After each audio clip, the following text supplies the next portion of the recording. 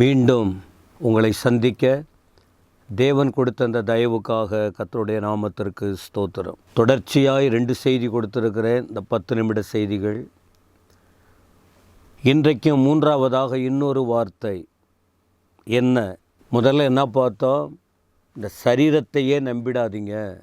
கடவுள் உண்டாக்கின சரீரம்தான், முயற்சி பண்ணணும். முழுமையாக அதை நம்பாதீங்க. அந்த சரீரத்தை உண்டாக்கின தெய்வத்தை பிடிச்சிக்கிட்டு முயற்சி பண்ணுங்க என்று. 2வது ஒரு வார்த்தை, நீங்கள் காணும்படி கர்த்தர் சொன்னார். நீங்கள் முயற்சி பண்ணுங்க. எதை முக்கியப்படுத்தி? தேவ பக்தி. தேவ பக்திக்கு ஏதுவாக முயற்சி செய்யுங்கள். அதை குறித்த சில வார்த்தைகள் கூட உங்களுக்கு கொடுக்கப்பட்டது. இன்னொரு வார்த்தை இன்று என்ன தெரியுமா? அப்படி வேதத்தில் உலகத்திலையும் பார்க்க முடியும், வேதாகமத்தில் இந்த தேவ பக்திக்கு முயற்சி செய்து வாழ்ந்திருக்காங்களா கடவுளுக்காக? அப்படி வாழ்ந்து ஆசீர்வதிக்கப்பட்டிருக்கார்களா என்ற ஒரு கேள்வி வரும்போது, கண்டிப்பாக தேவ பக்தியிலே முன்னேறி சென்றவர்கள் வேதத்தில் ஏராளமானவர்கள் உண்டு. அதிலே ஒன்று 2 உங்களுக்கு நான் சொல்ல விரும்புகிறேன்.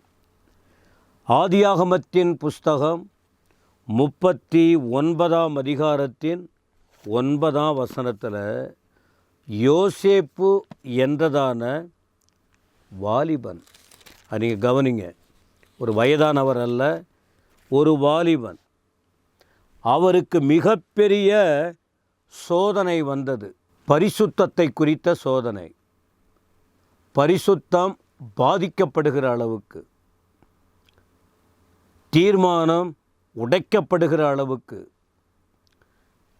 அந்த இளம் வாலிபனுடைய வாழ்க்கை கரைபட்டு போகக்கூடிய அளவுக்கு அவர் இருந்த இடத்தில் ஒரு சோதனை. எதிர்பார்க்கவே இல்லை. அவன் இருந்த தேசத்தில், அவர் இருந்த வீட்டில் முக்கியப்படுத்தப்பட்ட ஒரு நபர், தேவ மனுஷன், தேவனை அறிந்தவர், தேவ தரிசனத்தை கண்டவர். இந்த யோசேப்புக்கு ஆண்டவர் பெரிய திட்டம் வச்சிருந்தார். அந்த திட்டம் நிறைவேறுவதற்கு நிறைய முட்டுக்கட்டைகள் அவர் வாழ்க்கையில் வந்தது. அதில் ஒன்று, அவருடைய பக்தி கெட்டு போகக்கூடிய அளவுக்கு. அந்த நேரத்தில் யோசேப்பு அந்த பக்தியை விட்டு விலகினாரா, இல்லை என்ன செய்தார்? இந்த வார்த்தையை படிக்கிறோம் பாருங்க, நமக்கு இது பிரயோஜனமாக இருக்கும். ஆதியாகமம் 39 வசனம் 9. இந்த வீட்டிலே என்னிலும் பெரியவன் இல்லை, நீ அவருடைய மனைவியாய் இருக்கிறபடியால் உன்னை தவிர வேறு ஒன்றையும் அவர் எனக்கு விலக்கி வைக்கவில்லை. இப்படி இருக்க நான் இத்தனை பெரிய பொல்லாங்குக்கு உடன்பட்டு தேவனுக்கு விரோதமாய் பாவம் செய்வது எப்படி என்றார். நீங்கள் இந்த வார்த்தையை கவனிக்கிறீங்களா? அன்றைக்கும் சரி, இன்றைக்கும் சில சந்தர்ப்ப சூழ்நிலைகள் வரும்போது இதை போல சொல்லி வாழ்கிறது விரல் விட்டு எண்ணக்கூடிய சிலர் தான். தேவபக்தியோடு வாழவில்லை என்று நான் சொல்ல மாட்டேன், இருக்காங்க. ஆனால் இப்படிப்பட்ட சோதனை கட்டம் வரும்போது, இப்படிப்பட்ட பக்தி கெட்டுப்போக, பரிசுத்தம் கெட்டுப்போகிற நிலைக்கு வரும்போது, இதை போல் யாராவது சொல்லுவாங்களா? என்ன எஜமான் இருக்கார், அவருக்கு விரோதமாக நான் எப்படி தப்பு செய்வேன்? என்னை தேவன் இந்த இடத்துல கொண்டு வந்திருக்கிறார், அவருக்கு இப்படிப்பட்ட பொல்லாத தேவனுக்கு விரோதமாக நான் எப்படி பாவம் செய்வேன்? என்ன செஞ்சார் தெரியுமா? அந்த சோதனை அதிகரித்த போது, அந்த சோதனை அவரை பற்றி பிடித்து அவர் வாழ்க்கையை கரைபடுத்தி சாட்சியை கெடுக்கணும், அல்லது தெய்வ திட்டத்துக்கு மாறாக சத்துருவின் தூண்டுதலால் அவர் வாழ்க்கை பாதிக்கப்பட்டு வரும்போது, வேதம் சொல்லுது 12ஆம் வசனத்தில், அவனோ தன் வஸ்திரத்தை விட்டுட்டு வெளியே ஓடி போனான். அந்த இடத்தை விட்டே ஓடுறான், வேணவே வேணான்னு. அப்புறம் அதனால் வந்த பிரச்சனைகளும் அவருக்கு உண்டு. எனவே இந்த வார்த்தைகளை கேட்கிற எனக்கு அருமையான தேவ ஜனமே, சோதனை வருது. சோதனை நேரத்திலும் தேவனுக்கு பக்தியாய் இருக்க வேண்டும். இப்போ யோசேப்பு வாழ்ந்தாரே, இப்படி இருந்ததினால் ஒரு பெரிய ராஜாவாக ஆண்டவர் மாற்றிட்டார். பெரிய உன்னத நிலைக்கு கொண்டு வந்துட்டார். யாரும் பார்க்கல. ஆண்டவர் அந்த சூழ்நிலையை பார்த்தார். என் மகன் இவ்வளவு வைராக்கியமா, பக்தி வைராக்கியத்தோடு எனக்காக நிற்கிறானே என்று சொல்லி பின் நாட்களில் இந்த யோசேப்பை தான் ஆச்சரிய விதமாய் நடத்தினார், உயர்த்தினார். சரி, இன்னொரு வார்த்தை கூட உங்களுக்கு நான் சொல்ல விரும்புகிறேன்.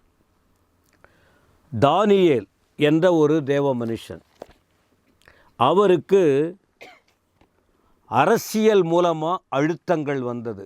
அரசாங்கத்தின் மூலம் ராஜா புரிஞ்சுக்கிட்டாரு தானியேல் ஒரு தேவ மனுஷன் என்று. தரியு ராஜா அவர் புரிந்து கொண்டார், இவர் தேவ மனுஷன், தேவ ஆவியை பெற்றவன். ஆனால் கூட இருக்கிறவங்க பொறாமை கொண்டு இந்த பக்திக்குட்பட்ட விஷயத்தில், வேத சம்பந்தமான விஷயத்தில், தேவனோடு வாழக்கூடிய அந்த நிலையில் குற்றப்படுத்தும்படி செயல்பட்டார்கள். அந்த நேரத்தில் தானியேல் 6ஆம் அதிகாரம் 10ஆம் வசனம் தொடர்ச்சியாய் படித்து பாருங்கள்.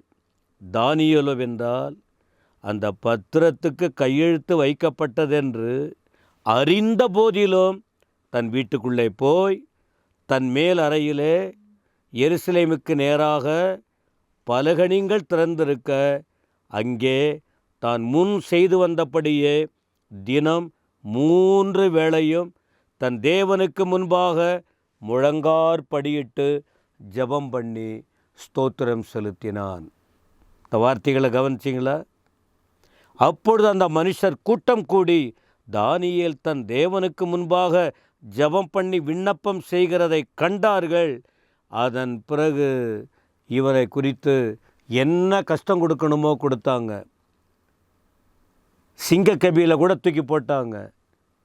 இந்த பக்தி வீணா போகலை. என்னாச்சு தெரியுமா? சிங்கத்தின் வாயை கட்டினார். நீங்கள் தேவ பக்தியாய் சோதனை வரும்போது சோதனையில் விழாமல் பக்தியாய் உங்களை காத்து கொண்டால், மற்ற மனிதர்கள் மூலம் உங்கள் சாட்சியை கெடுக்க, உங்களை அழிக்க ஒரு கூட்டம் நினைத்தாலும் நீங்கள் வேதம் படிப்பதை விடாமல், துதிப்பதை விடாமல், ஜெபிப்பதை விடாமல் தேவனுக்கு பயபக்தியோடு இருந்தால் இது உங்களை ஆபத்திலிருந்தும் தீமையிலிருந்தும் விலக்கி காக்கும். இந்த 2 வேத புருஷர்களின் உதாரணம் உங்களுக்கு முன்பாக வைக்கப்பட்டது. இந்த மேன்மை உங்களுக்கு வேண்டுமா? அதுக்கு தான் இந்த வார்த்தை. நம் கரத்திலேயே வேதத்தை ஆண்டவர் கொடுத்துட்டார்.